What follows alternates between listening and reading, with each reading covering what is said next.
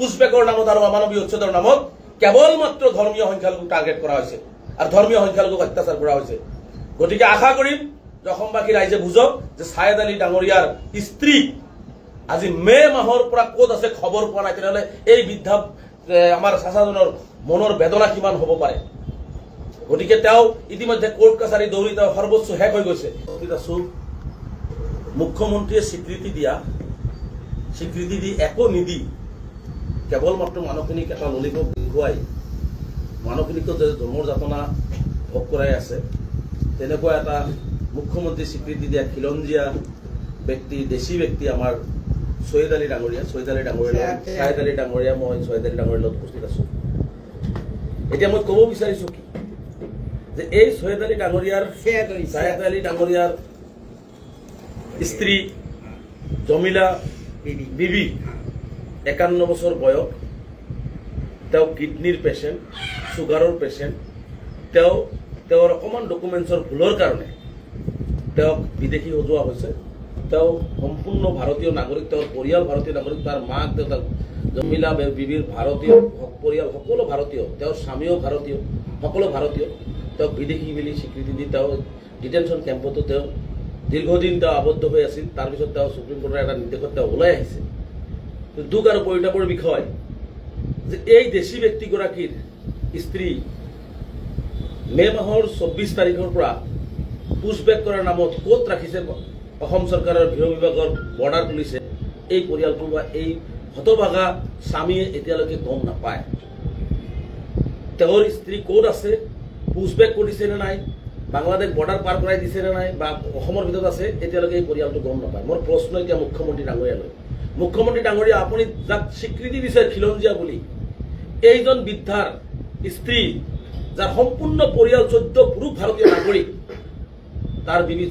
আজি ক'ত আছে এই কথাটো মুখ্যমন্ত্ৰী ডাঙৰীয়াই এই পৰিয়ালটোক জনাবনে? আজি মুখ্যমন্ত্ৰী ডাঙৰীয়াই বাৰে বাৰে ধৰ্মীয় সংখ্যালঘুৰ মাজত বিভাজন সৃষ্টি কৰি ধৰ্মীয় সংখ্যালঘুসকলৰ যি ঐক্য সম্প্ৰীতি বা তেওঁলোকৰ যিখিনি কথা উত্থাপন কৰিব বিচাৰিছে সেই কথাখিনি দুৰ্বল কৰি যি চক্ৰান্ত ৰচনা কৰিছে, আপোনাক মই অনুৰোধ জনাইছো যে আপুনি এইজন খিলঞ্জীয়া আপুনি স্বীকৃতি দিয়া, কোনো কাগজ নাই, মুখত স্বীকৃতি দি আপুনি যে এই আজি ছায়েদ আলীৰ স্ত্ৰীক যে আপুনি ক'ত ৰাখিছে আপোনাৰ পুলিচে, এইখিনি কথা জনাৰ কাৰণে তেওঁ কিন্তু আগ্ৰহ প্ৰকাশ কৰিছে। কাৰণ তেওঁ এজন দেশী মানুহ, তেওঁ খিলঞ্জীয়া বুলি আপুনি নিজে দিয়া স্বীকৃতি। কিন্তু আজি এইজন মানুহ মে মাহৰ পৰা গোটেই অসম, গোটেই বাংলাদেশ বৰ্ডাৰ তেওঁ চলাত কৰি আছে, তেওঁৰ স্ত্ৰীক বিচাৰি হাবাধৰি খাইছে। কিন্তু আজিলৈকে তেওঁ সংগোত্ৰ পোৱা নাই ক'ত ৰাখিছে। তেওঁ না আৰ্থিকভাৱেও তেওঁ জুৰুলা হৈছে, তেওঁৰ না এতিয়া টকা পইচা আছে, না তেওঁ এতিয়া কোৰ্টত যাবলৈ তেওঁৰ ক্ষমতা আছে। গতিকে এই যে অন্যায় শদিয়াৰ পৰা ধুবুৰীলৈকে প্ৰকৃত ভাৰতীয় নাগৰিকৰ, আমি যিটো কথা বাৰে বাৰে কৈছিলো যে ৭১ৰ পিছত যিসকল বাংলাদেশী আছে, হিন্দু হওক মুছলমানক খেদি পঠিয়াওক আমি সহযোগিতা কৰিম, কিন্তু ৭১ৰ আগৰ নথিপত্ৰ থকা কোনো বৈধ ভাৰতীয় নাগৰিকক হাৰাশাস্তি সহ্য নকৰো। আমি যে বাৰে বাৰে কৈছো যে ৭১ৰ আগৰ মানুহক হাৰাশাস্তি কৰা হৈছে, অন্যায়ভাৱে ভাৰতীয় নাগৰিকক বাংলাদেশী বনোৱা হৈছে, তাৰ জ্বলন্ত উদাহৰণ এইজন ছায়েদ আলী দেশী খিলঞ্জীয়া আমাৰ চাচা। গতিকে আজি এই যে তেওঁলোকৰ যিটো চক্ৰান্ত, আজি জল পটপটকে মই অসমবাসী ৰাইজৰ আগত দাঙি ধৰিছো যে এইজন মুখ্যমন্ত্ৰী আপোনাৰ আমি যিমানেই নাভাবো কিয় যে ধৰ্মীয় সংখ্যালঘুসকলক ভাগ কৰি বিভিন্ন উন্নয়ন কৰিব, মূলতেই যে ধৰ্মীয় সংখ্যালঘুসকলকে শদিয়াৰ পৰা ধুবুৰীলৈকে টাৰ্গেট কৰিছে, এইটো খাটাং আৰু তাৰ এটা জ্বলন্ত উদাহৰণ। মুখ্যমন্ত্ৰীক মই প্ৰত্যাহ্বান জনাইছো, ছায়েদ আলী ডাঙৰীয়াৰ স্ত্ৰীক সশৰীৰে যদি আপুনি তেওঁলোকক খিলঞ্জীয়া চাৰ্টিফিকেট দিছে, যদি আচলতে আপুনি অন্তৰেদি কথাবিলাক কৈছে, মিছা কথা কোৱা নাই, তেনেহ'লে তেওঁৰ পৰিয়ালক এই ৫১ বছৰীয়া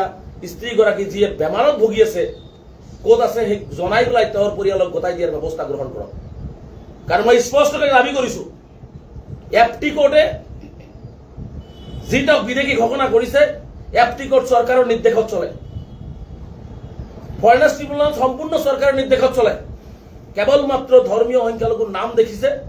হয়তো কিবা বানানৰ ভুল হোৱা সৰু সুৰা ভুলৰ কাৰণে তেওঁক বিদেশী সজাই দিছে। গতিকে তেনেকুৱা ধৰণৰ চক্ৰান্তৰ বলি এই পৰিয়ালটো হৈছে।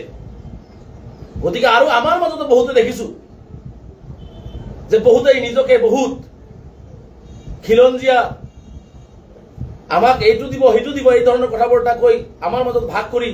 আজি ভাগ কৰাৰ ফলত আজি এই ধৰণৰ মানুহ অত্যাচাৰৰ বলি হৈছে আমাৰ মূল কথা হৈছে য'ত মানৱতা উলংঘন হ'ব য'তেই হিন্দু হওক মুছলমানক ক'বৰ কথা নাই দেশী উজানি ভাটিয়া গৰিয়া চৰিয়া মৰুৱা এইবিলাকৰ কোনো কথা নাই য'তেই মানুহৰ লগত অন্যায় হ'ব য'তেই মানৱতা উলংঘন হ'ব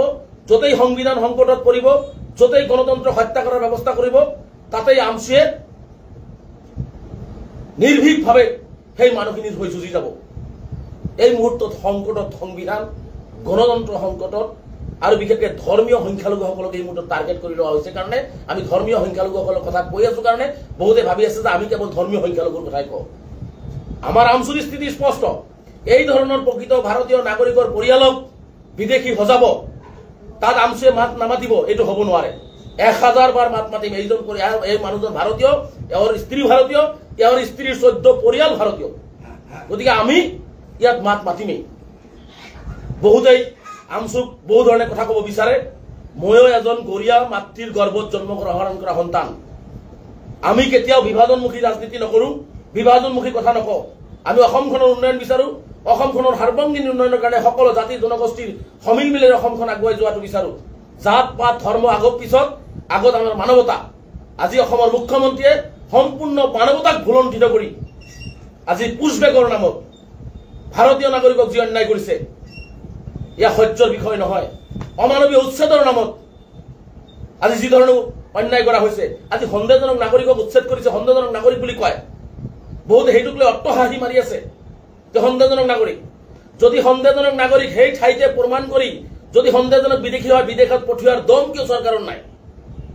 চৰকাৰো ভালকে জানে যে এইসকল মানুহ গৰাখহনীয়া পীড়িত ভূমিহীন মানুহ হয়তো কোনো চৰকাৰী ভূমিত আছে যাৰ কাৰণে সন্দেহজনক কৈও তেওঁলোকক সন্দেহজনক বনাব নোৱাৰে কাৰণ তেওঁলোকে ভাৰতীয় গতিকে মই এটাই আহ্বান জনাম অসমত এতিয়া মানৱতাৰ বদ্ধভূমিত পৰিণত হৈছে মানৱতা সংকটত পৰিছে মানুহক চৰকাৰে যি ধৰণে অমানৱীয় অত্যাচাৰ কৰিছে ইয়াৰ বিৰুদ্ধে মই ভাবো যে অসমৰ ৰাইজ সজাগ হ'ব লাগে অসমৰ ৰাইজে মুখ্যমন্ত্ৰীৰ পৰা জালত নপৰি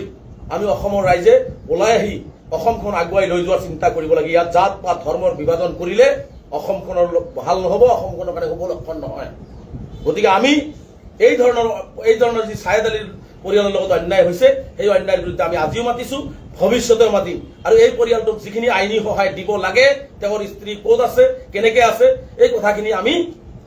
কাইলৈ বা পৰহিৰ ভিতৰতে আমি গুৱাহাটী হাইকোৰ্টৰ দ্বাৰস্থ হ'ম হৈ আমি এই পৰিয়ালটোক তেওঁৰ স্ত্ৰী ক'ত আছে এইখিনি কথা আমি উপস্থাপন কৰি আমি জানিব বিচাৰিম আমি যিকোনো সহায় এই পৰিয়ালটোক লাগে আমাৰ কথা হৈছে ইয়াত কোনো জাত পাত ধৰ্ম